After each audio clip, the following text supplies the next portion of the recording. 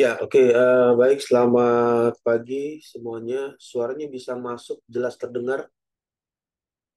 Jelas, Pak. Jelas Pak, terdengar Pak. Ya, yang sudah masuk ya di virtual Zoom bisa mengaktifkan kameranya siapa saja yang sudah hadir ya untuk mata kuliah eh, perpindahan kalor dan massa.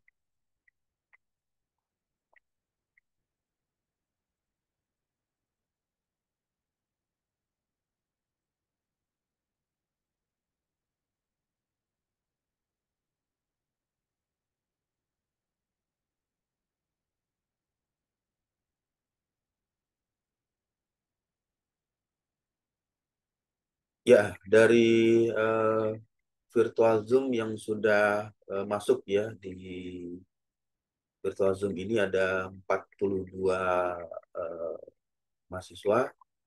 Karena waktunya sudah di jam 9.40 ya, kita bisa mulai untuk mata kuliah perpindahan kalor dan massa ini. Nah, eh, ada beberapa hal karena ini merupakan di bagian awal. Yang pertama adalah eh, untuk e-book ya, untuk e-book yang sudah dikirimkan, tampilan share screen-nya bisa jelas terlihat. Jelas, Pak. Ya, jadi ini adalah e-book yang sudah dibagikan atau dikirimkan di eh, Google Classroom. Nah, di buku ini sebagai eh, eh, acuan ya atau guidance untuk memahami bagaimana proses perpindahan panas. Jadi panas itu eh, terjadi secara perpindahan konduksi, konveksi, dan radiasi. Nah, di buku ini ada penjelasan mengenai heat and mass transfer. Jadi panas tersebut berpindah secara konduksi dan mass transfer ini adalah fluida yang ikut mengalami perpindahan pada saat panas tersebut berpindah. Hal ini terjadi di perpindahan panas yang terjadi secara konveksi. Jadi nanti bisa dilihat di buku ini secara lengkapnya bagaimana proses perpindahan panas tersebut eh, terjadi. Nah, untuk bisa memperkirakan apa isi dari buku tersebut, nanti lihat saja di daftar pustakanya, daftar isi. Di daftar isi ini ada chapter atau bab yang menjelaskan bagaimana proses panas tersebut mengalami perpindahan. Untuk bagian awal, ini umumnya masih menjelaskan teori-teori awal atau teori dasar mengenai proses perpindahan panas, ada hubungannya dengan eh, termodinamika dan perpindahan panas. Kemudian di bagian selanjutnya mulai masuk ke perpindahan panas untuk kasus sederhana satu dimensi pada perpindahan panas secara konduksi, kemudian perpindahan panas secara konveksi, dan di bagian ini ada perpindahan panas secara radiasi yang tanpa menggunakan media perantara.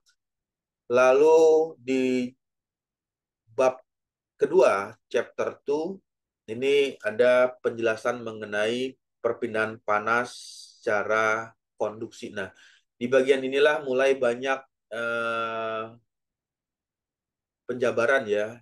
Ada perpindahan panas yang terjadi secara satu dimensi. Jadi nanti ada bagian layer by layer, artinya panas tersebut dipindahkan melalui dinding. Dinding ini berlapis. Jadi kalau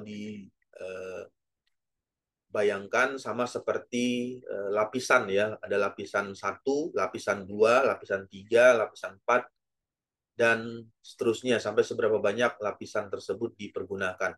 Kemudian lapisan-lapisan ini dianalogikan seperti aliran listrik. Kenapa hal itu bisa terjadi? Karena panas sama halnya dengan aliran listrik. Karena di perpindahan panas secara konduksi ini yang dipindahkan itu adalah energi panasnya atau heat source, sumber panas, tetapi media yang dilalui atau media yang menjadi perantara tersebut tidak mengalami perpindahan. Jadi kalau di bagian konduksi ini media yang digunakan adalah media yang terbuat atau materialnya berunsur dari logam. Nah, karena materialnya unsurnya logam, sama halnya juga dengan listrik. Medan listrik itu bisa merambat melalui material logam, sehingga panas atau medan listrik ini bisa dianalogikan seperti perpindahan atau mengalirnya medan listrik melalui material logam tersebut. Nanti bisa melihat atau membaca di bagian bab 2 untuk perpindahan panas secara konduksi. Kemudian di bagian selanjutnya ini ada chapter 3. Di bab 3 ini membahas mengenai perpindahan panas secara steady. Steady itu diasumsikan bahwa panas mengalir secara stabil untuk media rambatnya media tertentu. Jadi diartikan bahwa panas tersebut merambat secara stabil ya atau steady, tidak mengalami perubahan dari waktu ke waktu. Nah, di bagian ini temperatur dijaga diasumsikan dengan kondisi konstan, kemudian merambat melalui media perpindahan panas secara konduksi. Lalu ada lagi perpindahan panas transien. Transien untuk di bagian keempat ini menjelaskan perpindahan panas yang mengalami perubahan. Jadi berbanding terbalik ya, kalau yang tadi dengan kondisi yang stabil, tetapi di bagian transien ini perpindahan panas mengalami kondisi yang berubah-ubah. Jadi waktu per tiap detik panas tersebut mengalami perubahan pada saat berpindah dari satu tempat atau dari satu titik ke titik yang lain. Nanti di slide slide presentasi nanti akan coba kita diskusikan seperti apa kondisi tersebut. Lalu yang chapter 5 ini adalah simulasi numerical method. Numerical method ini metode pendekatan secara komputasi untuk memodelkan perpindahan panas. Nah, tools-nya atau software-nya cukup banyak ya. Salah satunya bisa juga menggunakan CFD, Computational Fluid Dynamics, bagaimana memprediksikan perpindahan panas yang terjadi di dalam satu sistem, atau juga bisa menggunakan pemrograman. Salah satunya bisa menggunakan toolsnya adalah software MATLAB. Di bagian software ini atau di bagian tools tersebut bisa mensimulasikan bagaimana perpindahan panas secara konduksi. Ya, nah ini chapternya nanti bisa dilihat ya secara keseluruhan untuk bab penjelasan di bagian pembahasan dari buku ini. Lalu di bagian yang selanjutnya itu ada menceritakan tentang boiling and condensation. Ini ada hubungannya dengan bagaimana proses titik didih yang terjadi untuk suatu fluida, karena suatu fluida itu memiliki titik didih atau titik boilingnya ini berbeda-beda. Jadi pada saat misalkan ya menggunakan fluida cair berupa air, dengan fluida minyak, misalnya minyak goreng ya, atau minyak oli ya, itu mempunyai kondisi titik didih yang berbeda dan proses kondensasinya juga mengalami perbedaan untuk suhu pendidihannya. Teorinya secara sederhana dijelaskan di bab 10 chapter 10 ya, chapter 10. Tidak semuanya dijelaskan secara lengkap ya, karena buku ini atau e-book ini hanya memberikan gambaran awal untuk memahami bagaimana proses tersebut terjadi untuk proses titik didihnya. Ya, di bagian selanjutnya nanti bisa dilihat ada radiasi, perpindahan panas yang terjadi secara radiasi, kemudian perpindahan panas secara mass transfer. Mass transfer ini ada hubungan dengan perpindahan panas secara konveksi. Jadi ada perpindahan panas yang terjadi secara konveksi. Kemudian di bagian selanjutnya ini adalah appendix. Appendix itu ya tabel-tabel nanti ini juga ada fungsinya, kegunaannya untuk mengetahui properties material solid atau material sebagai material yang menjadikan media rambat untuk perpindahan panas yang terjadi secara konduksi. Kemudian properties untuk liquid, berarti ini ada hubungannya untuk perpindahan panas ketika media ini dijadikan media yang perambatan perpindahan panas secara konveksi. Nanti bisa dibuka di tabel tersebut untuk perpindahan panas yang terjadi secara konveksi. Ya, itu adalah gambaran secara umum ya dari isi buku perpindahan panas, heat transfer, heat and mass transfer. Jadi panas dan perpindahan massa. Kemudian di buku yang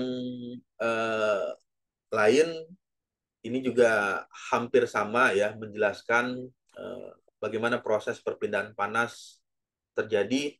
Nanti bisa lihat di konten atau di bagian ini. Misalnya di konten ini atau di daftar isi, dilihat di bagian tersebut akan ada penjelasan untuk tampilan share screen-nya bisa jelas terlihat ya. Jelas, Pak. Jelas, Pak, jelas. Ya. Nah, di bagian chapter ini ada sama seperti yang tadi di buku yang sebelumnya. Di chapter ini juga menceritakan perpindahan panas secara konduksi, kemudian thermal conductivity ini adalah menjelaskan karakteristik material apa yang dipergunakan. Jadi di bagian ini ada thermal conductivity, itu menjelaskan material apa yang dipergunakan, misalnya material logam ya atau metal, misalnya material yang terbuat dari tembaga, yang satu lagi material tersebut terbuat dari aluminium. Nah, pada bagian ini ada perbedaan thermal conductivity. Jadi material yang terbuat dari tembaga dengan material terbuat dari aluminium itu memiliki thermal conductivity yang berbeda. Nah, adanya thermal conductivity yang berbeda menyebabkan heat flux atau laju perpindahan panas mengalami perbedaan. Nah, hal inilah yang menjadikan perlu diketahui karakteristik dari media yang dipergunakan untuk proses perambatan perpindahan panas secara konduksi tersebut. Lalu di bagian seterusnya, bagian selanjutnya, di bab kedua ini ada penjelasan yang membahas perpindahan panas secara steady ya, sama seperti e-book yang sebelumnya. Di bagian ini ada steady, diasumsikan bahwa panas tersebut berpindah secara stabil dalam waktu yang berbeda. Misalnya dalam hitungan detik, detik pertama, detik kedua, detik ketiga, detik keempat, aliran panas yang dikeluarkan dari sumber panas ini mengeluarkan aliran atau nilai panas yang sama untuk tiap detiknya dengan asumsi one dimension.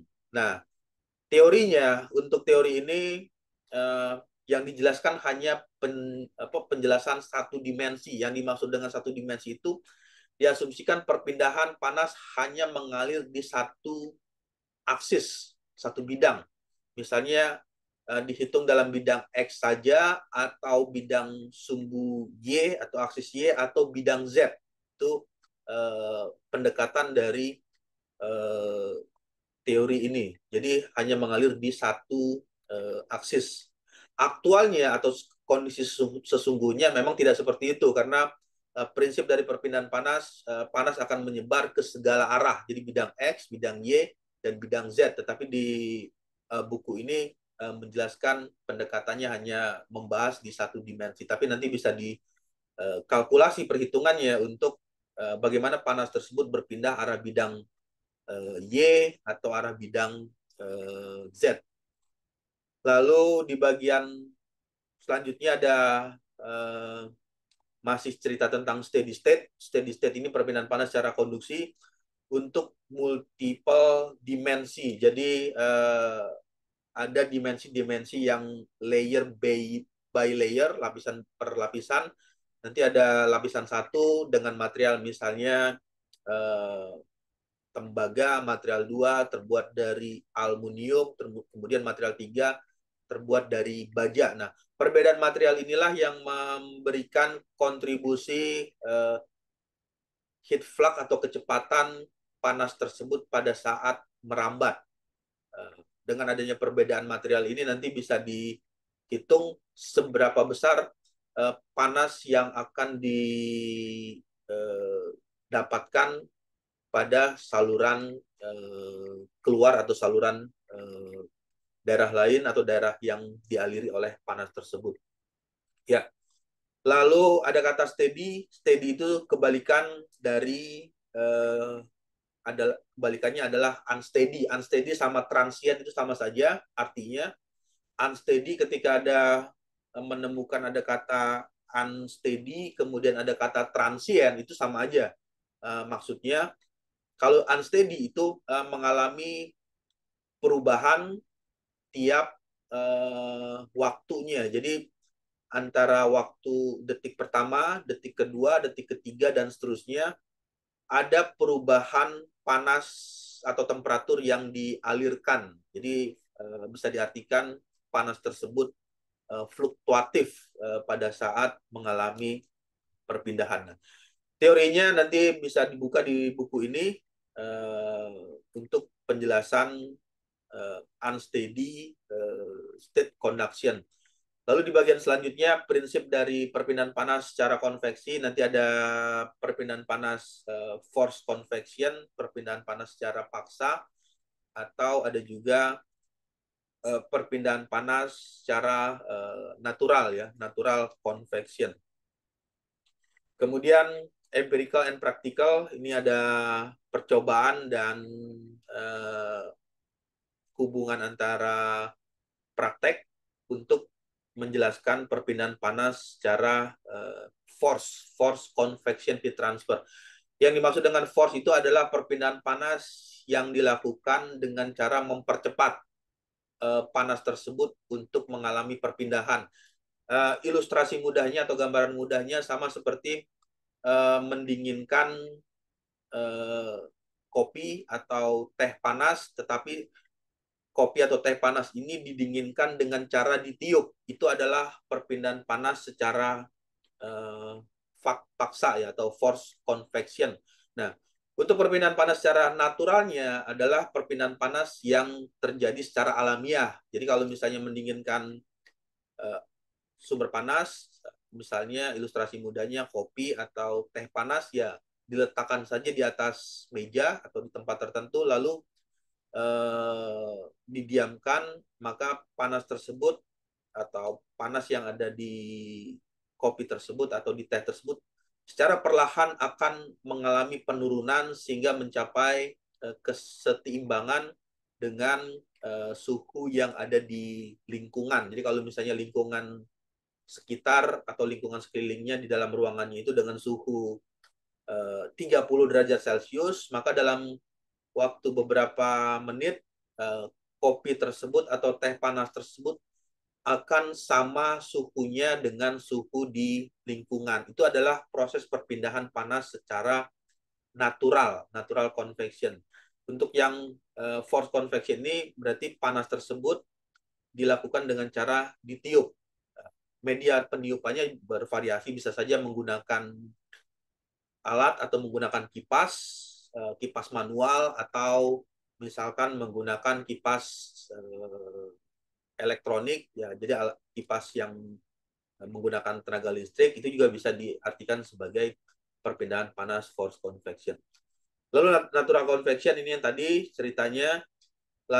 Kemudian radiasi. Untuk radiasi ini adalah perpindahan panas tanpa menggunakan media perantara. Kalau di konveksi ini ada media perantara. Media perantara yang digunakan adalah fluida. Fluidanya bisa fluida cair maupun fluida gas. Itu adalah media perantara untuk perpindahan panas yang terjadi secara konveksi. Kemudian untuk perpindahan panas secara radiasi ini tidak ada media perantara, sama halnya seperti ilustrasi bagaimana panasnya atau cahaya matahari bisa sampai ke bumi. Itu adalah perpindahan panas yang terjadi secara radiasi. Nah, nanti ada teorinya, bisa dilihat secara lebih banyak lagi ya untuk penjelasan mengenai perpindahan panas secara radiasi tersebut. Nah, hal yang sama juga di bagian buku ini ada tabel-tabel properties yang nanti umumnya bisa dipergunakan untuk menghitung perpindahan panas secara konduksi, kemudian perpindahan panas secara konveksi. Ya, oke. Sampai sini ada diskusi atau ada pertanyaan sebelum saya masuk ke slide apa namanya, slide presentasi ya, atau slide PowerPoint. Ya, oke, baik. Kalau tidak ada, saya akan masuk ke slide materi ya, untuk slide PowerPoint-nya. Untuk tampilan share screen-nya sudah bisa mulai keluar, terlihat.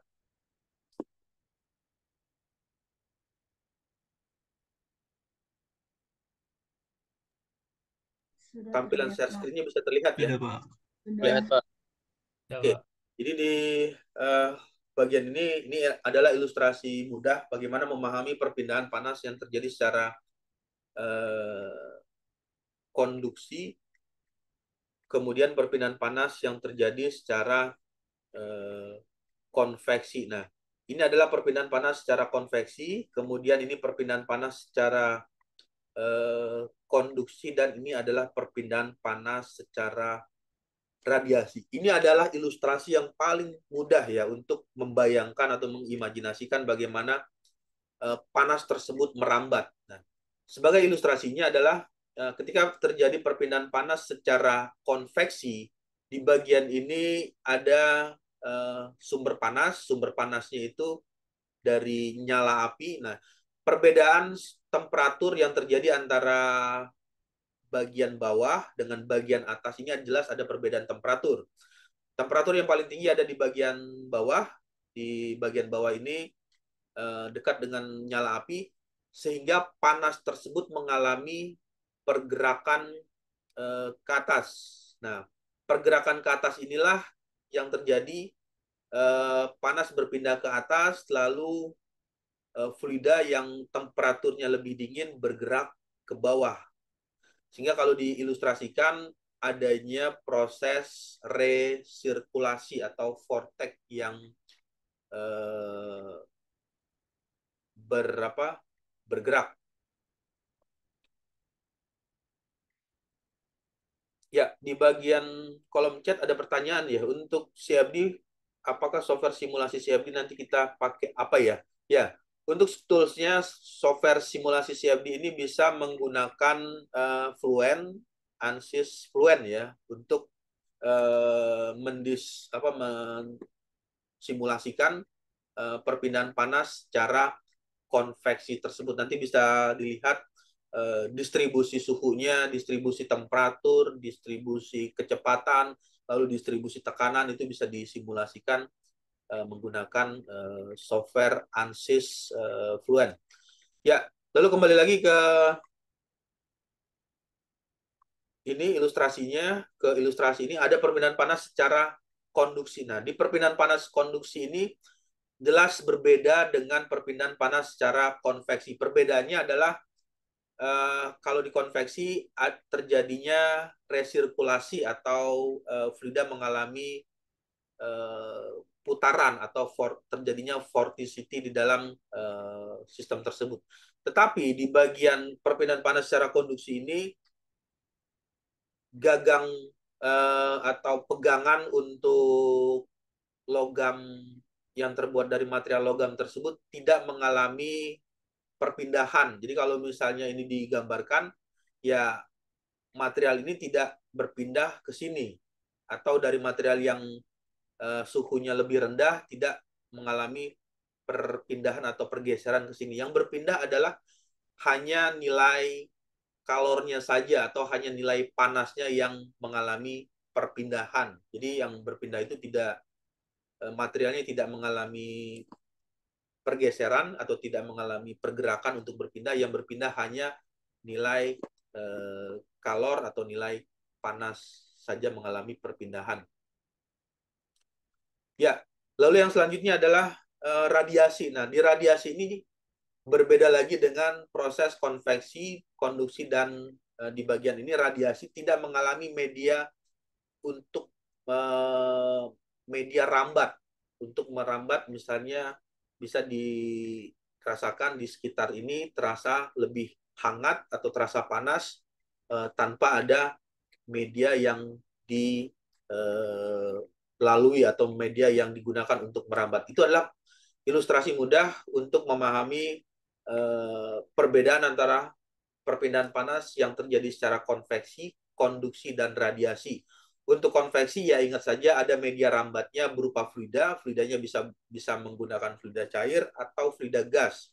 Sedangkan media konduksi perpindahan panas yang terjadi tanpa menggunakan media perambatan. Media perambatan yang paling bagus itu adalah material yang terbuat dari unsur logam karena mempunyai nilai thermal conductivity yang cukup tinggi. Lalu untuk radiasi tanpa menggunakan media perantara. Jadi panas yang berpindah itu merambat tanpa menggunakan media perantara. Ya, lalu yang selanjutnya adalah ini merupakan ilustrasi. Ilustrasi misalkan di bagian ini kenapa panas bisa mengalami perpindahan. Di bagian ini ada kondisi 25 derajat Celcius, lalu ada kondisi 15 derajat Celcius, lalu ada kondisi yang C 5 derajat Celcius. Lalu suhu yang ada di ruangan, room air, artinya suhu di sekeliling ya, suhu di sekeliling itu suhunya adalah 25 derajat Celcius. Nah, pada kondisi ini panasnya sama. Jadi untuk kondisi eh, botol A atau kondisi A suhunya sama sehingga tidak akan terjadi perpindahan panas. Jadi panas tersebut tidak akan mengalami perpindahan. No heat transfer. Jadi panas tidak akan mengalami pergerakan. Tetapi bagaimana dengan kondisi yang berbeda? Nah, di kondisi yang berbeda inilah panas mulai mengalami perpindahan. Di bagian ini prinsip panas itu akan memindahkan dari temperatur yang tinggi. Jadi ini adalah temperatur yang tinggi 25 derajat akan memindahkan ke temperatur yang 15 derajat Celcius. Begitu juga yang selanjutnya dari kondisi yang temperatur yang lebih tinggi akan memindahkan ke temperatur yang lebih rendah, temperatur 5 derajat Celcius. Sampai di bagian akhir semuanya akan mencapai kesetimbangan energi di kondisi yang sama. Untuk kondisi A 25 derajat Celcius, lalu di bagian selanjutnya kondisi C 25 derajat Celcius, dan di bagian selanjutnya ya A, B, dan C ini kondisinya sama 25 derajat Celcius. Nah, disinilah sudah terjadi keseimbangan energi. Pada kondisi inilah sudah terjadi keseimbangan energi. Yang dimaksud dengan keseimbangan energinya adalah energi panasnya sudah mengalami keseimbangan. Ya, itu adalah ilustrasi sederhana bagaimana memahami panas yang terjadi, perpindahan panas yang terjadi jika ada perbedaan suhu atau perbedaan temperatur. Jadi kalau tidak ada perbedaan temperatur, maka panas tidak akan mengalami perpindahan.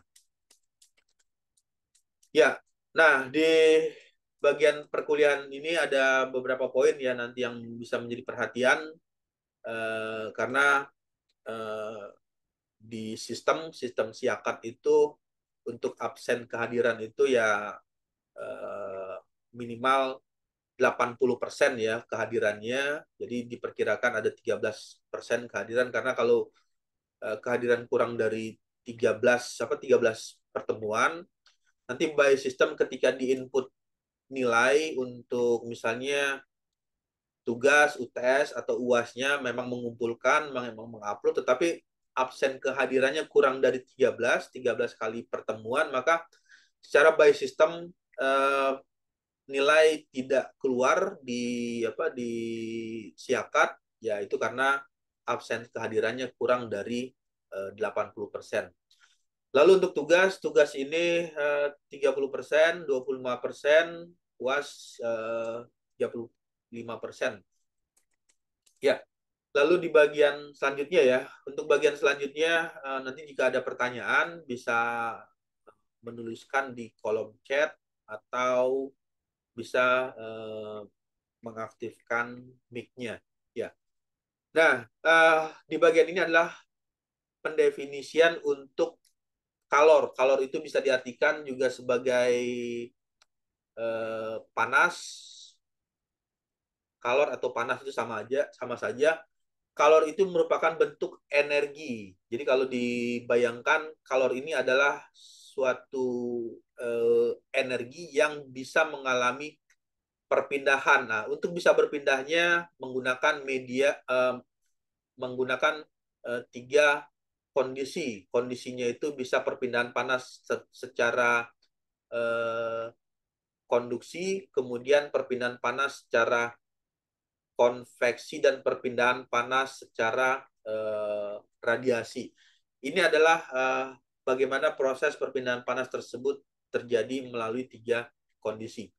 Benda yang suhunya tinggi ke benda yang suhunya lebih rendah. Jadi prinsip dari perpindahan panas itu adalah adanya perbedaan suhu. Jadi suhu yang tinggi ke suhu yang rendah. Jadi kalau misalnya suhunya sudah sama antara suhu lingkungan dengan suhu objek atau benda yang ada di sekitar, maka tidak akan terjadi proses perpindahan panas. Ya, lalu yang ini merupakan satuan yang umum ya, seringkali digunakan. Berapa besar nilai 1 kalori? 1 nilai kalori itu sama saja kalau diartikan joule ini merupakan energi. Jadi 1 kalor itu nilainya adalah 4,2 joule. Jadi nanti kalau pada saat melakukan pengkonversian penghitungan, berapa nilai 1 kalori itu adalah nilainya 4,2 joule. Ya. Nah, yang di bagian selanjutnya, kenapa panas atau perpindahan panas ini bisa terjadi? Yang pertama adalah adanya perbedaan panas yang mengalir dari suhu yang lebih tinggi ke suhu yang rendah. Jadi ada suhu tinggi dan suhu rendah, panas bisa mengalami perpindahan. Jadi kalau diibaratkan ini ada kondisi A, ini adalah kondisi B, ini ada kondisi A, dan ini kondisi B. A temperaturnya 50 derajat Celcius, kemudian B temperaturnya 80 derajat Celcius. Nah, proses perpindahan panas terjadi dari temperatur yang lebih tinggi ke temperatur yang lebih rendah. Jadi aliran panas itu mengalir dari temperatur yang lebih tinggi ke temperatur yang lebih rendah. Kemudian ketika kondisinya sudah sama 50 derajat Celcius, maka temperaturnya sudah mengalami keseimbangan antara temperatur misalnya temperatur A atau B atau kondisi C dan kondisi D. Ketika temperaturnya bernilai sama, maka panas tidak akan mengalami proses perpindahan panas. Ya, untuk perpindahan panas, transisi energi dalam bentuk panas, kemudian adanya perbedaan suhu ini pasti yang terjadi jika ada perpindahan panas. Kemudian secara alami perpindahan panas terjadi karena ke arah suhu yang lebih rendah. Ini adalah prinsip dari heat transfer.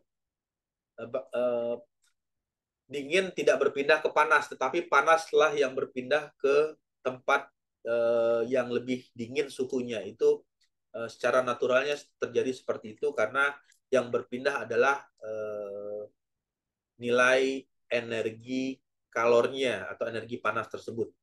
Semakin besar temperatur gradien ini perbedaan suhu. Temperatur gradien itu diartikan perbedaan suhu, makin besar panas yang dipindahkan. Jadi kalau diilustrasikan, di sini ada 80 derajat Celcius, kemudian 20 derajat Celcius, lalu ada ilustrasi yang kedua, 80 derajat Celcius, sedangkan di sini 75 derajat Celcius. Ini ada kondisi A, ini adalah kondisi B. Nah, pada kondisi A inilah yang dimaksud dengan gradien temperatur, artinya semakin besar perbedaan, jadi perbedaan antara 80 dengan 20 ini selisihnya 60 ya, sedangkan 80 dengan 75 ini selisihnya adalah 5. Perbedaan ini semakin besar gradien temperaturnya, maka panas yang akan dipindahkan ini akan lebih besar jika dibandingkan kondisi 80 derajat Celcius dan 75 derajat Celcius. Jadi yang dimaksud dengan penjelasan ketiga itu adalah seperti ini.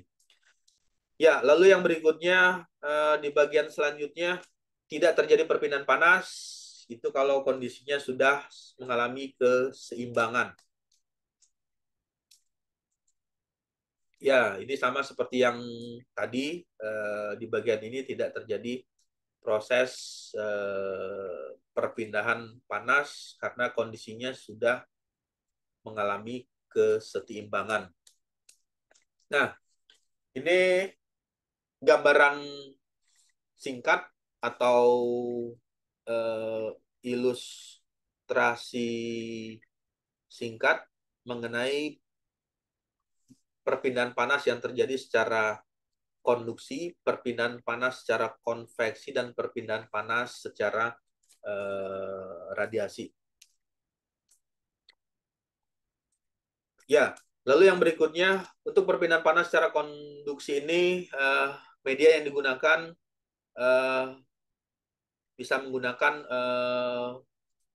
solid atau kondisi fluida, tapi dengan asumsi bahwa fluida tersebut tidak mengalami pergeseran. Atau dalam kondisi fluidanya dengan kondisinya diam. Itu adalah perpindahan panas yang terjadi secara konduksi. Kemudian perpindahan panas secara konduksi ini terjadi karena ada getaran di bagian material tersebut, sehingga materialnya melakukan vibrasi, bergetar, tetapi getarannya ini tidak menyebabkan pergerakan atom atau pergerakan dari partikel tersebut mengalami perpindahan. Dia hanya mengalami vibrasi atau getaran pada saat panas tersebut mengalami perpindahan. Nah, ini adalah ilustrasi. Di bagian ini ada high temperature, temperaturnya lebih tinggi. Di bagian kondisi ini ada low temperature, kondisinya panas mengalir dari temperatur tinggi ke temperatur yang lebih rendah. Jadi arah aliran panasnya mengalir seperti ini. Nah, yang di bagian ini adalah atom ya, atau partikel kecil dari material tersebut mengalami getaran atau vibrasi, tetapi getaran ini tidak menyebabkan pertukaran. Jadi kalau ini ada partikel 1, partikel 2, partikel 3, 4, 5, 6, 7, 8, 9, 10. Ini tidak mengalami perpindahan. Jadi kalau yang warna biru ini berpindah, misalnya berpindah ke sini, atau berpindah ke sini, atau yang warna kuning berpindah ke sini, ke tempat yang di bagian lain. Tidak mengalami perpindahan, yang berpindah hanyalah aliran panas, tetapi material partikel tersebut mengalami vibrasi atau hanya mengalami getaran, tidak mengalami perpindahan. Itu perpindahan panas yang terjadi secara konduksi. Jadi di bagian perpindahan panas secara konduksinya ya ilustrasinya, gambarannya seperti ini. Yang berpindah hanyalah aliran panas saja. Lalu yang berikutnya, bagaimana menghitung pendekatan untuk conduction. Ini kembali lagi ke teori awal ya, yang pertama kali mencoba melakukan klasifikasi perpindahan panas secara konduksi. Hukum Fourier Law.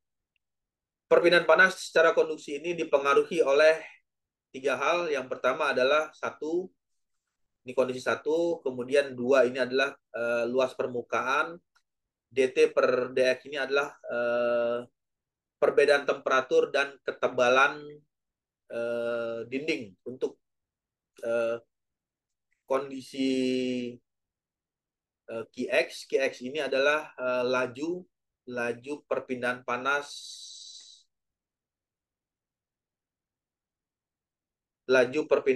atau heat rate. Satuan yang digunakan itu dengan satuan watt. Kemudian K min K, thermal conductivity ini adalah properties material. Jadi properties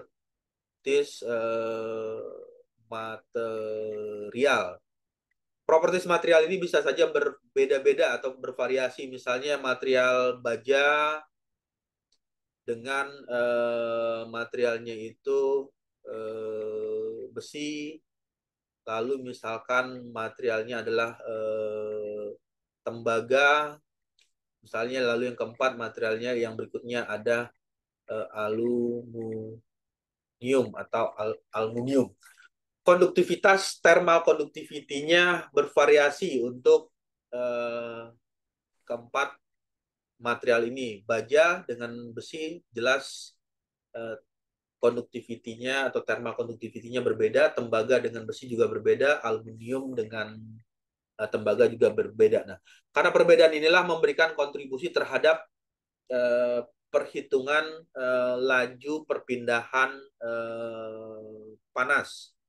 Jadi pada saat menghitung atau mengetahui apakah perpindahan panas tersebut bisa berpindah dengan cepat, ini nanti bisa memperhatikan atau mengetahui karakteristik dari konduktivitas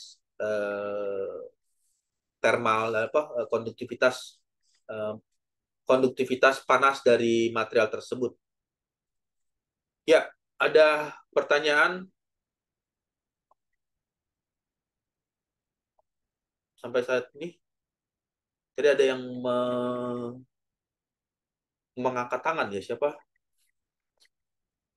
Fazli Iqbal Pasha. Suaranya bisa jelas terdengar? Bisa, Pak. Ya, ada pertanyaan atau ada yang mau didiskusikan?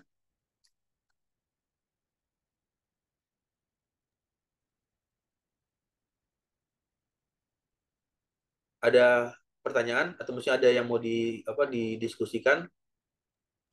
Belum, Pak. Ya, oke, baik. Kalau tidak ada, nah di bagian ini untuk thermal conductivity nanti bisa diartikan bahwa semakin besar nilai thermal conductivity, maka laju perpindahan panas akan lebih cepat. Kemudian cross seksional ini ada hubungan dengan luas permukaan, luas penampang atau luas permukaan itu memberikan pengaruh terhadap perpindahan panas yang terjadi secara konduksi. Jadi kalau luas permukaan atau luas penampangnya ini semakin lebar, semakin luas, maka laju panas yang akan berpindah akan semakin lebih cepat. Lalu DT ini sama aja dengan gradien temperatur, gradien temperatur atau perbedaan suhu. Semakin tinggi gradien temperatur itu mengakibatkan atau menimbulkan panas yang dipindahkan akan semakin cepat laju perpindahan panasnya. Kemudian untuk dx ini adalah ketebalan dari material. Jadi kalau materialnya tebal dengan material yang tipis, ini memberikan kontribusi terhadap laju perpindahan panas yang akan terjadi. Ya, lalu yang selanjutnya ini masih di pengantar ya atau secara sekilas mengenai perpindahan panas. Yang kemudian ada perpindahan panas yang terjadi secara konveksi. Untuk perpindahan panas secara konveksi ini terjadi karena ada gerakan fluida. Kalau tadi perpindahan panas secara konduksi tidak menggunakan media perantara fluida, tetapi menggunakan media perantaranya adalah material yang terbuat dari logam atau unsur logam ya, atau unsur seperti aluminium, baja, besi dan lain sebagainya. Itu adalah material yang bisa digunakan untuk perpindahan panas secara konduksi. Untuk konveksi perpindahan terjadi perpindahan menggunakan fluida, bisa menggunakan fluida cair maupun fluida gas. Ini yang terjadi secara konveksi.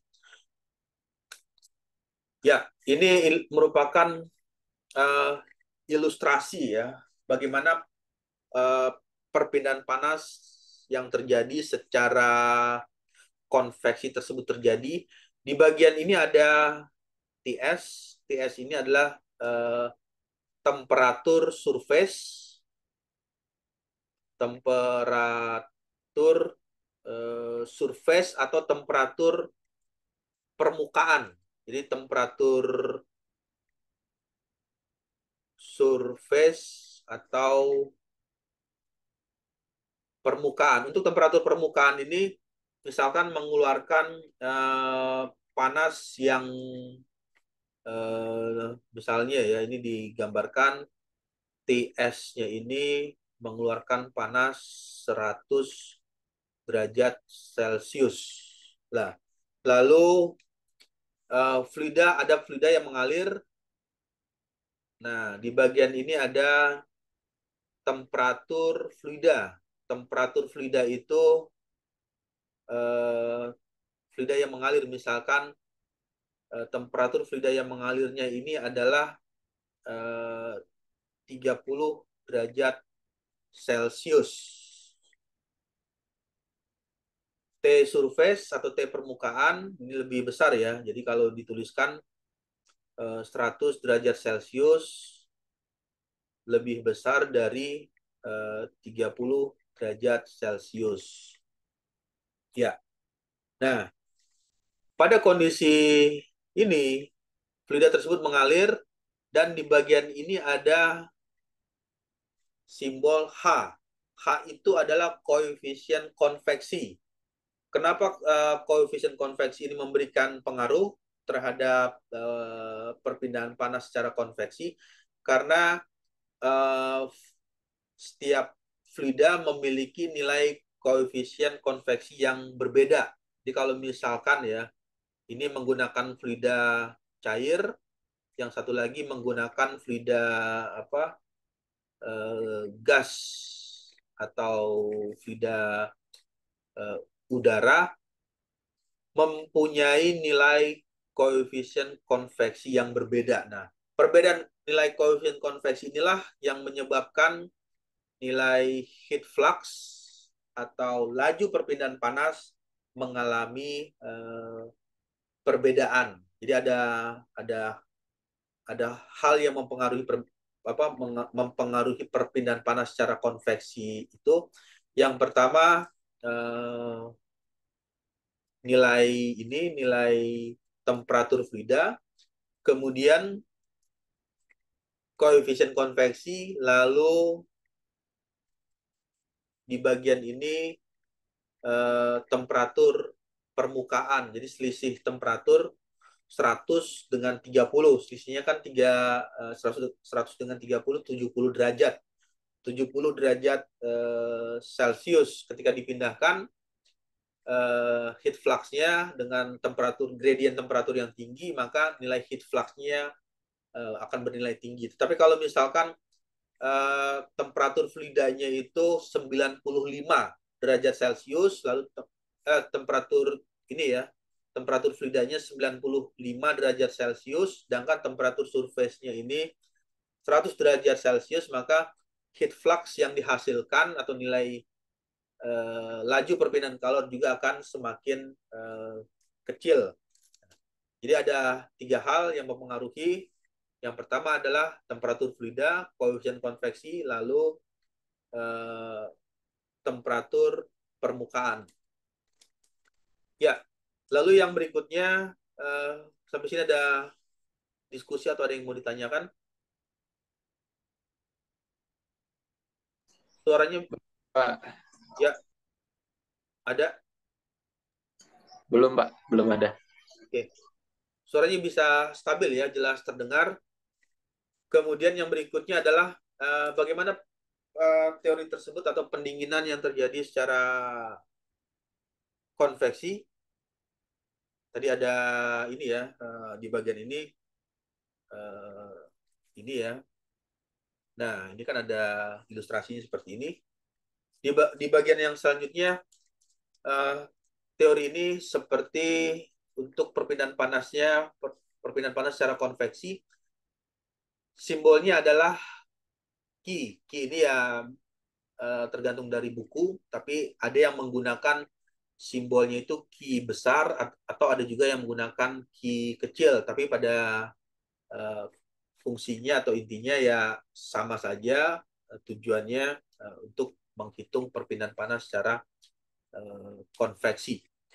Nah, untuk nilai Q ini laju perpindahan panas dengan satuannya sama, W itu ya watt satuannya. Kemudian H ini adalah koefisien perpindahan panas secara konveksi, misalnya fluida air dengan fluida minyak. Ini mempunyai nilai koefisien konveksi yang berbeda. Bisa tahunya dari mana? Ya, itu kembali lagi ke e-book yang tadi, buku books elektronik tadi. Di buku tersebut ada tabel properti nanti bisa dilihat koefisien konveksi untuk fluida air berapa nilainya, koefisien konveksi untuk fluida yang menggunakan oil atau minyak itu nilainya berapa, nanti bisa dipergunakan nilai tersebut untuk melakukan perhitungan untuk mendapatkan nilai Q. Kemudian luas permukaan. Luas permukaan ini memberikan pengaruh. Jadi bisa diartikan kalau di bagian ini ya, ini luasnya berapa? Luas bidang ini. Luas permukaan ini. Jadi kalau luas permukaannya cukup lebar, maka nilai panas yang dipindahkan juga akan lebih besar nilainya. Lalu suhu permukaan berapa nilainya? Itu ada T1 disimbolkan, T2 itu adalah suhu fluida yang menjadi media perantara untuk memindahkan panas tersebut. Ya, ini yang tadi cerita mengenai natural konveksi, natural convection, kemudian singkat ya, natural konveksi ya perpindahan panas yang terjadi karena terjadi secara alami. Ilustrasi mudahnya ya sama seperti mendinginkan teh panas atau kopi panas di atas meja lalu didiamkan sampai temperaturnya sama dengan suhu di lingkungan sekitar. Itu adalah proses perpindahan panas secara natural. Ya, ilustrasinya bagaimana perpindahan panas yang terjadi secara natural konveksi itu ya gambarannya seperti ini. Jadi pada saat ada sumber panas atau ada temperatur yang lebih tinggi menyebabkan pergerakan fluida mengalami resirkulasi. Jadi pada saat ada zona atau daerah yang lebih tinggi suhunya, maka terjadilah proses sirkulasi atau putaran pada fluida tersebut. Nah, lalu yang berikutnya adalah force convection. Nah, kalau tadi natural convection, force convection ini menggunakan alat bantu. Force itu sama saja dengan paksa. Jadi force itu atau paksa atau ada gaya yang bekerja dari luar. Force convection. Pada kondisi ini ilustrasinya di bagian gambar ini menjelaskan ada sumber panas. Ini yang warna merah ya, T surface, T permukaan, sumber panas. Kemudian di bagian sisi sebelah kiri ada dipasangkan fan atau kipas. Dipasangkan fan atau kipas sehingga menyebabkan pergerakan udara menjadi lebih cepat. Nah, karena pergerakan udaranya terjadi lebih cepat menyebabkan panas mengalami perpindahan lebih cepat. Nah, inilah yang dimaksud dengan force convection. Kalau misalnya natural convection ya tanpa menggunakan fan. Jadi di bagian ini tidak ada fans, tidak ada kipas, tetapi dibiarkan begitu saja secara natural fluida tersebut mengalir dari kiri ke kanan. Nah, lalu apa kegunaannya dengan kondisi force convection ini? Tujuannya adalah untuk mempercepat perpindahan panas yang terjadi. Jadi ketika ada panas yang keluar, ini panasnya keluar dari bagian ini, mengeluarkan panas. Dengan adanya force convection, maka panas tersebut bisa lebih cepat dipindahkan.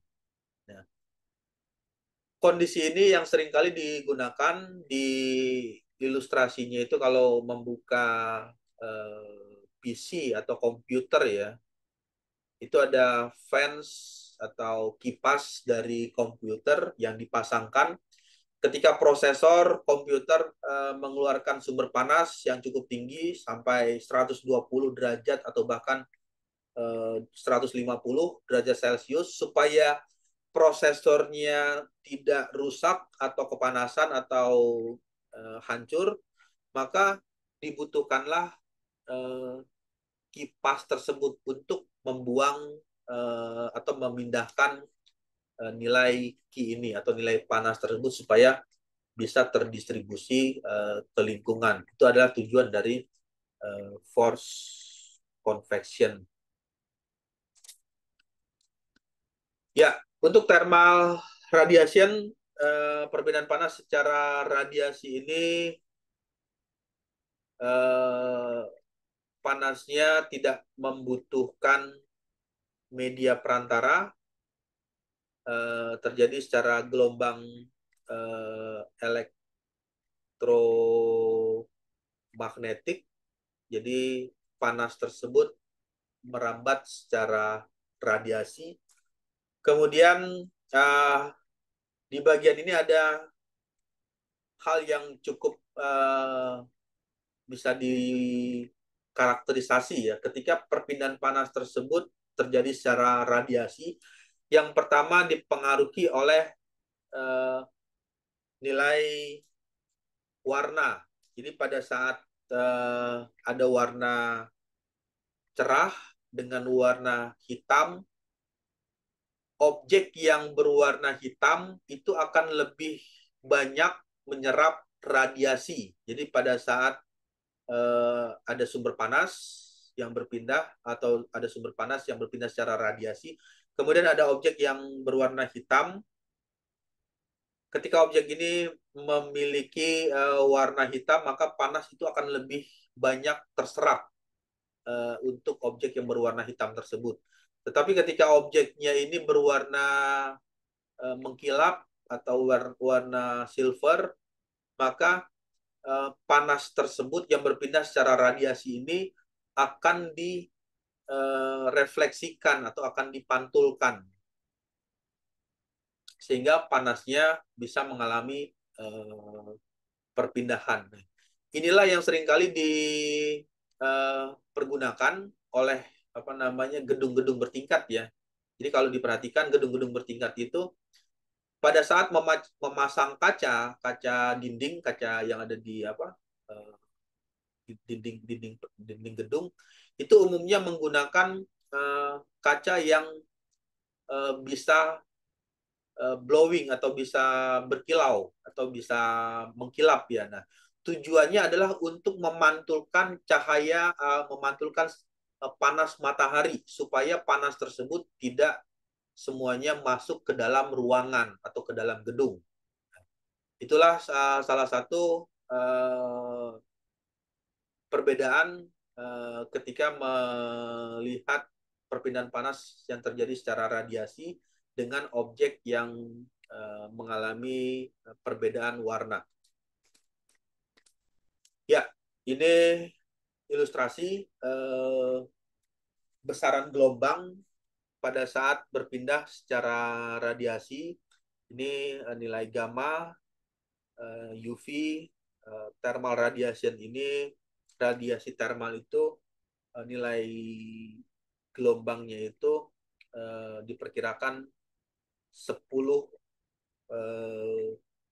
pangkat 2 sampai 10 pangkat negatif 1, min 1 ketika sumber panas tersebut dipindahkan secara radiasi.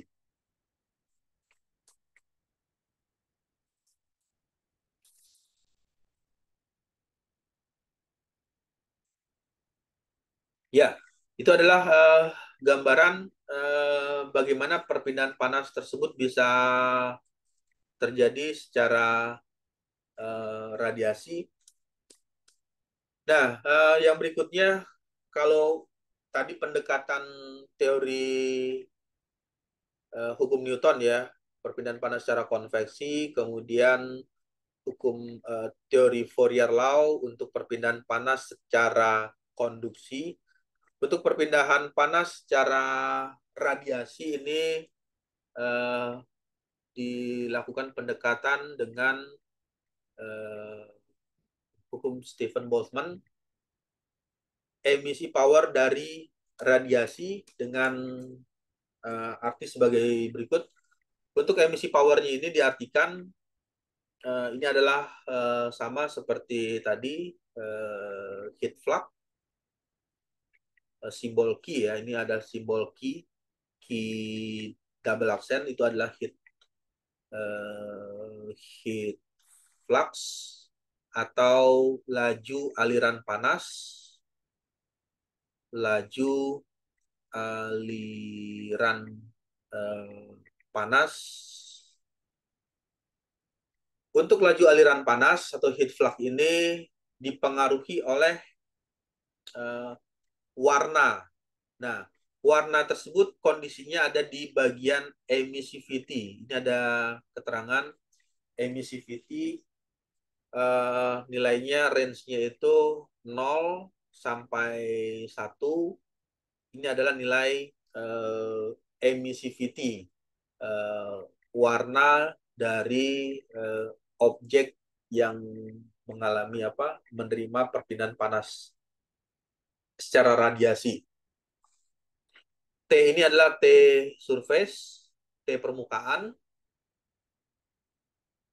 Kemudian di bagian ini nilai konstanta ya. Kalau konstanta itu ya ketetapan atau konstanta Stephen Boltzmann, ini ya tinggal menggunakan saja. Nanti bisa lihat di buku e-book ya, dituliskan nilai tersebut 5,67 dikali 10 pangkat min 8. Nah, yang menjadi perhatian di bagian ini adalah nilai emissivity atau nilai warna. Warna ini memberikan pengaruh, misalkan ya, ketika objeknya yang menerima radiasi itu berwarna hitam, kemudian ada lagi objeknya berwarna putih, kemudian ada lagi objek yang ketiga ini warnanya mengkilap. Mengkilap itu glowing atau glossy, atau bahasanya itu berkilau. Ketika objek yang berwarna hitam, hitam pekat ya, bukan hitam metalik, misalnya hitam metalik, tapi ini adalah hitam pekat, maka nilai emissivity-nya itu adalah 1. Jadi nilainya maksimal 1.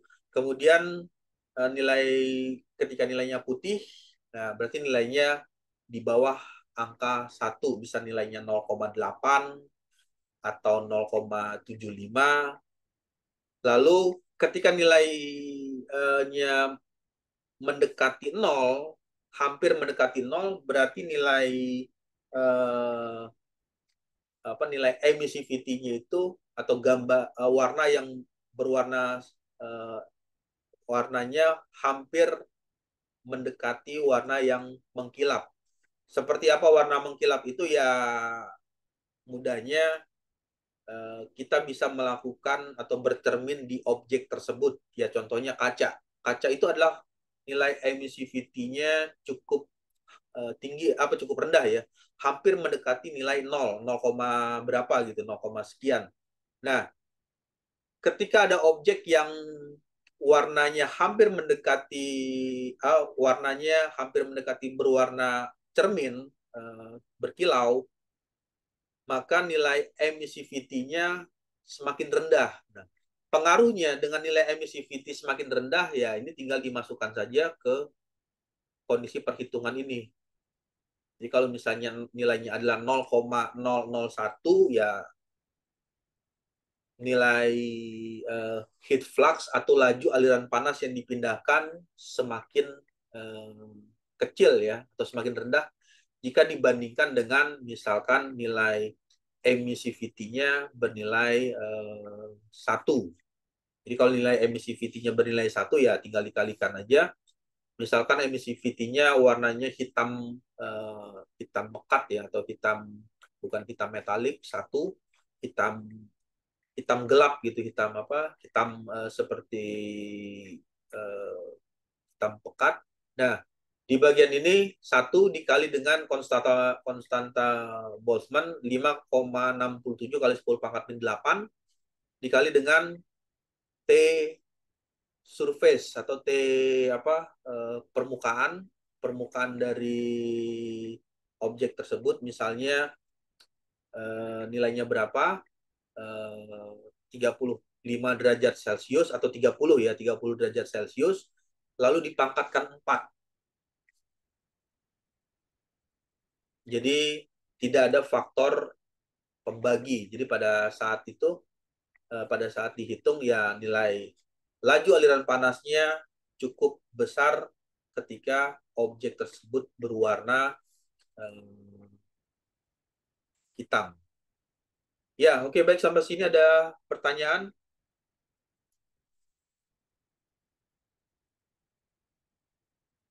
Suaranya bisa masuk jelas terdengar ya?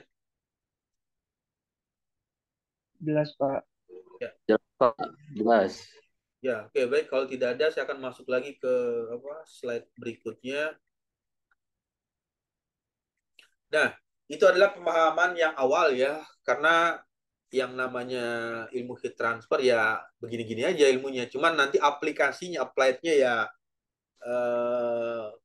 misalkan diterapkan di mechanical engineering atau di teknik mesin ya nanti tinggal dipelajari. Misalkan ada mesin yang mengeluarkan panas, lalu terjadi perpindahan panas secara radiasi, lalu dilihat lingkungan sekitar atau objeknya, apakah objeknya berkilau atau objek yang di sekelilingnya hitam. Kalau objek yang sekelilingnya hitam berarti panas yang diterima dari mesin yang mengeluarkan panas tersebut akan lebih banyak terserap. Tetapi kalau misalnya objek di sekelilingnya mengkilap, maka bisa sedikit sekali panas yang diserap oleh objek tersebut. Ya, lalu yang selanjutnya untuk meningkatkan penyerapan secara radiasi, yang pertama yang tadi sudah diceritakan, permukaannya harus hitam, black surface, kemudian kekasaran permukaan atau tingkat halus atau kasarnya permukaan juga memberikan kontribusi terhadap panas yang dipindahkan. Ketika panas ini merambat secara radiasi untuk permukaan yang akan terkena radiasi dengan kondisi kasar, permukaan yang kusam atau permukaan kasar ini akan lebih banyak menyerap panas.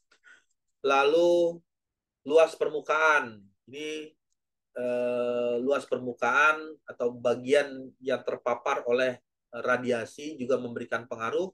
Semakin lebar luas permukaan atau semakin luas permukaan tersebut, maka panas radiasi semakin banyak yang terserap. Ya, lalu apa yang dilakukan untuk mereduksi? Yang pertama adalah membuatnya menjadi mengkilap, membuat permukaan menjadi halus, kebalikan ya, atau mempersempit luas permukaan. Ini adalah salah satu cara untuk mengurangi penyerapan radiasi panas yang terjadi. Nah, di bagian ini adalah ilustrasi perpindahan panas. Ada 3 kondisi. Yang pertama terjadi di bagian dalam ruangan atau di dalam gedung. Ruangan tersebut berpindah secara perpindahan panas secara konveksi. Udara yang ada di dalam ruangan mengalami resirkulasi atau putaran karena ada panas yang dikeluarkan dari dinding. Jadi dinding ini mengeluarkan suhu. Kemudian panas berpindah secara konduksi karena ada cahaya matahari yang masuk mengenai dinding tersebut dengan di bagian dinding ini ada cahaya matahari yang terkontak ya, sehingga menyebabkan perpindahan panas secara konduksi. Ya, lalu apa saja peralatan-peralatan yang melibatkan pengetahuan untuk hubungan dengan heat transfer? Pertama adalah proses ICE, Internal Combustion Engine. Internal Combustion Engine ini motor pembakaran dalam. Jadi di motor pembakaran dalam ini terjadi proses heat and mass transfer. Heatnya dari mana? Heatnya bersumber dari proses pembakaran bahan bakar. Dari pembakaran bahan bakar ini mengeluarkan panas. Panasnya itu bisa terjadi secara konveksi dan bisa terjadi secara konduksi. Lalu yang selanjutnya adalah power plant. Power plant ini pembangkit. Heat exchanger ini alat penukar kalor. Cool ini pendingin. Ini masuk ke AC ya, air conditioning, pendingin untuk pendingin udara atau pendingin lingkungan. Storage, tempat penyimpanan. Tempat penyimpanan ini juga penting ya. Misalnya menyimpan obat atau menyimpan makanan, ini ada hubungan juga dengan perpindahan panas. Kemudian oven ini adalah alat untuk pekerjaan memasak atau memanaskan sesuatu, juga menggunakan prinsip dari perpindahan panas. Ya, nah ini adalah tabel singkat atau tabel mudahnya bagaimana proses heat flux atau laju aliran panas tersebut mengalami perpindahan. Ini laju perpindahan panas. Laju perpindahan panas di bagian ini ada konduksi, konveksi, dan radiasi. Untuk konduksi, perpindahan panas secara konduksi, hal yang memberikan pengaruh atau kontribusi adalah besarnya nilai thermal conductivity. Ini ada nilai K. K ini adalah nilai thermal conductivity, hubungannya terhadap properties material. Misalnya material terbuat dari baja, terbuat dari steel, atau terbuat dari aluminium, besi, kemudian yang lain, material logam. Ini nilai thermal conductivity-nya berbeda. Jadi kalau misalnya ada perbedaan, ya memberikan pengaruh terhadap perhitungan heat flux. Lalu koefisien untuk konveksi, perpindahan panasnya itu dipengaruhi oleh koefisien konveksi. Kalau jika misalnya menggunakan fluida cair dengan fluida gas, ini nilai koefisien konveksinya berpengaruh terhadap nanti di bagian akhir proses perhitungan nilai heat flux-nya. Lalu yang selanjutnya yang terakhir adalah emisivitas. Emisivitas ini adalah warna permukaan yang terpapar radiasi panas. Jadi kalau warnanya semakin hitam atau semakin pekat, warna hitam pekat ya, hitam gelap sekali, maka nilai emisivitasnya bernilai 1.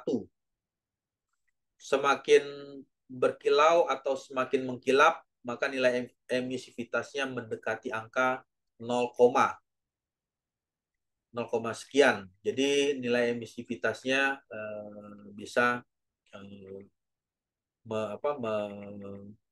memberikan kontribusi atau pengaruh terhadap radiasi termal yang diterima.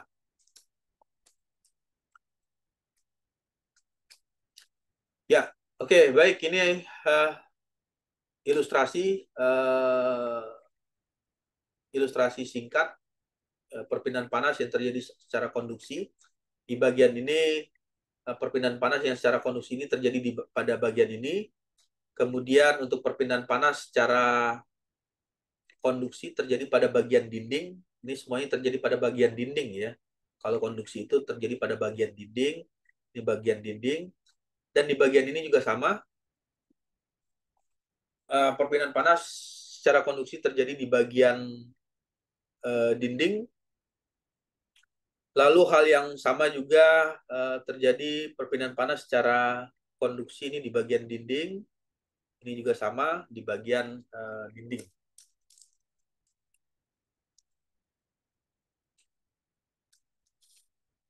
Ya, nah ini merupakan penjelasan yang tadi. Yang berpindah itu adalah nilai panasnya yang berpindah.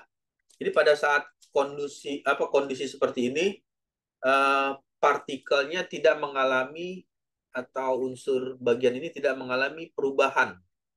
Jadi tidak mengalami perpindahan dari kondisi ini, tidak mengalami perpindahan. Yang berpindah hanyalah panas. Tetapi apa yang terjadi? Yang terjadi adalah adanya getaran atau vibrate yang ditimbulkan karena panas yang mengalir atau panas yang mengalami perpindahan. Jadi pada saat panas tersebut mengalami perpindahan, yang bergetar adalah bagian ini. Ini mengalami getaran. Hal yang sama juga seperti itu ketika panasnya semakin meningkat atau mengalami kenaikan panas, maka vibrasi atau getarannya mengalami peningkatan ya. Jadi bisa dilihat ini ilustrasi ya. Ini panasnya belum berpindah ke bagian ini, jadi belum menggetarkan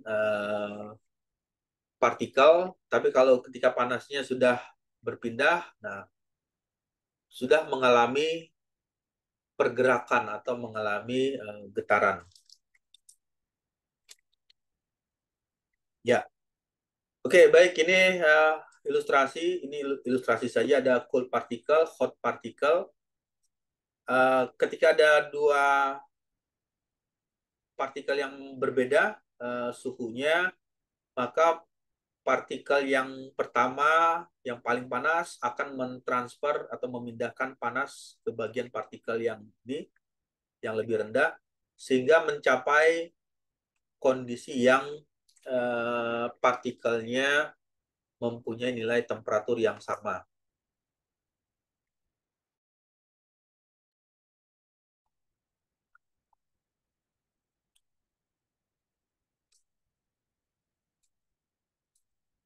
Ya, oke, baik. Sampai sini ada pertanyaan?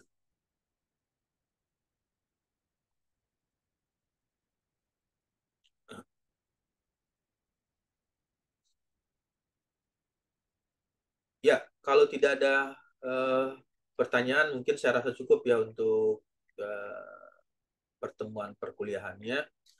Kemudian sebagai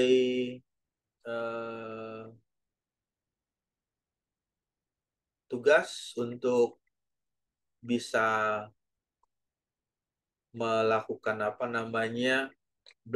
belajar kembali atau membuka lagi materi yang tadi diceritakan mengenai perpindahan panas secara konduksi, kemudian ada perpindahan panas yang terjadi secara radiasi. Ini nanti bisa menjawab soal atau tugas bagaimana proses panas tersebut berpindah secara konduksi dan secara konveksi.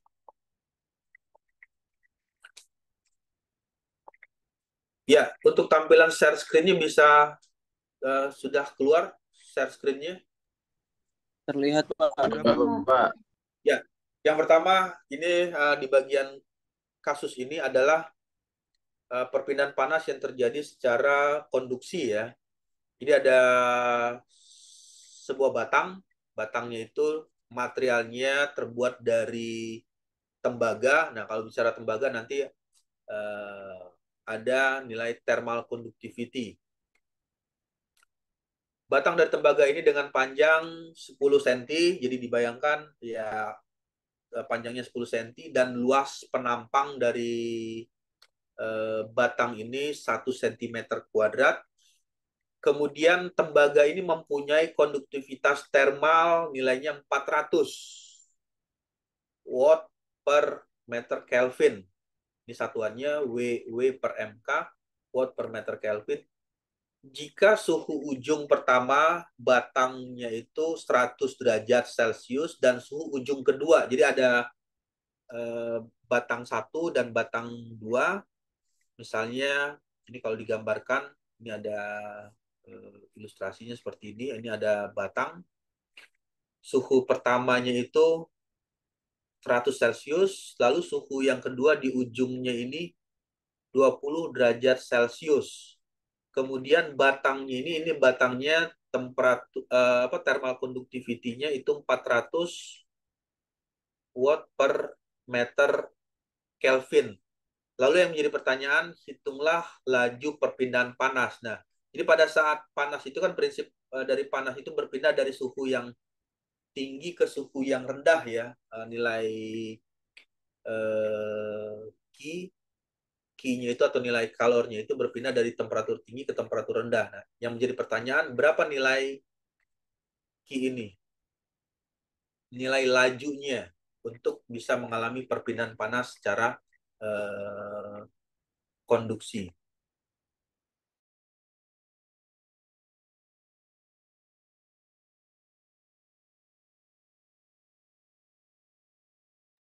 Ya, lalu yang berikutnya, kalau tadi batang, kemudian yang selanjutnya ini menceritakan tentang dinding bata. Jadi media rambatnya ini adalah dinding yang terbuat dari bata dengan luas bata tersebut 10 meter kuadrat dan ketebalan 0,2 meter, memiliki konduktivitas termal. Jadi pada saat kondisi ini, konduktivitas termal dari batanya 0,5 watt per meter Kelvin. Jika suhu salah satu permukaan di luar dinding tersebut 30 derajat Celcius dan suhu permukaan dalamnya 20. Nah, ini perbedaannya cukup kecil ya, atau gradient temperaturnya hanya 10 derajat. Selisihnya 30 dan 20, yang menjadi pertanyaan berapa nilai Q atau nilai laju perpindahan panas melalui dinding tersebut. Kemudian yang selanjutnya batang aluminium. Ini materialnya aluminium, panjangnya 50 cm, diameter 1 cm, konduktivitas termal 237 watt per meter Kelvin. Berapa waktu yang dibutuhkan? Yang menjadi pertanyaan, ini time delta T-nya. Berapa waktu yang dibutuhkan untuk memindahkan 1000 joule panas dari ujung pertama ke ujung kedua batang jika perbedaan suhu antara kedua ujungnya 50 derajat Celcius? Yang ditanyakan adalah waktunya berapa lama waktu yang dibutuhkan. Kemudian yang keempat, panci stainless steel dengan tebalnya itu 0,5. Panci dengan ketebalan 0,5 dan diameter 20 cm dipanaskan di atas pemanasnya itu, sumber panasnya nyala api kecil. Jika suhu permukaan di bawah panci tersebut sumber panasnya 100 derajat Celcius dan suhu permukaan atas 50 Celsius, hitunglah laju perpindahan panas yang terjadi tersebut. Jadi yang ditanyakan nilai Q-nya atau nilai laju perpindahan panas. Selanjutnya ini masih cerita tentang perpindahan panas secara konduksi ya. Ini perpindahan panas secara konduksi. Ini pada panci, kondisinya pada panci stainless. Kemudian yang terjadi lagi perpindahan panas secara konduksi ini menggunakan materialnya adalah baja dengan panjang 1 meter, luas penampang 0,01 meter persegi, mempunyai konduktivitas termalnya itu 50 watt per meter Kelvin. Kemudian suhu lingkungan 20 Celsius dan batang baja ini dipanaskan dengan dayanya itu adalah 100 watt. Berarti itu adalah heat flux-nya atau sumber panasnya. Hitunglah laju permukaan atau di bagian ini nilai laju permukaannya itu berapa nilai Q untuk laju permukaan suhu yang diterima oleh batang baja tersebut. Ya, nah untuk yang selanjutnya menceritakan sebuah kawat nikrom dengan panjang 1 meter, 0,5 meter dipanaskan dengan laju arus listrik, suhu permukaan 100 Celsius dan suhu ruangan 20 Celsius. Nah, pada kondisi ini terjadi perpindahan panas secara konveksi karena ada koefisien konveksi. Jadi di bagian kondisi kasus ini adalah yang terjadi adalah perpindahan panas secara konveksi. Yang menjadi pertanyaan, hitunglah daya atau kebutuhan dari listrik tersebut untuk bisa memanaskan kawat tersebut. Kemudian ini masih juga cerita tentang konveksi ya, perpindahan panas secara konveksi, panci dengan luas permukaan 0,5 meter persegi, berisi dengan air.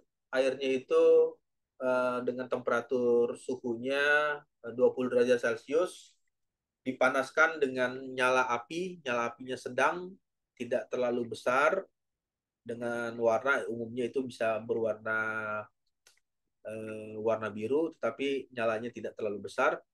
Suhu permukaan air 80 derajat Celcius dan koefisien yang diketahui dari koefisien konveksi untuk aliran air ini 25 watt per meter Kelvin. Yang menjadi pertanyaan, berapa laju atau nilai Q untuk perpindahan panas yang terjadi secara konveksi tersebut. Kemudian hal yang sama juga ini pada cerita pada konveksi ya. Sebuah pipa tembaga dengan diameter 1 cm dan panjang 10 meter dialiri air panas dengan suhu 90 Celsius, suhu ruangan 20 Celsius dan koefisien perpindahan panas konveksi antara pipa dan udara ada 15 watt per meter Kelvin.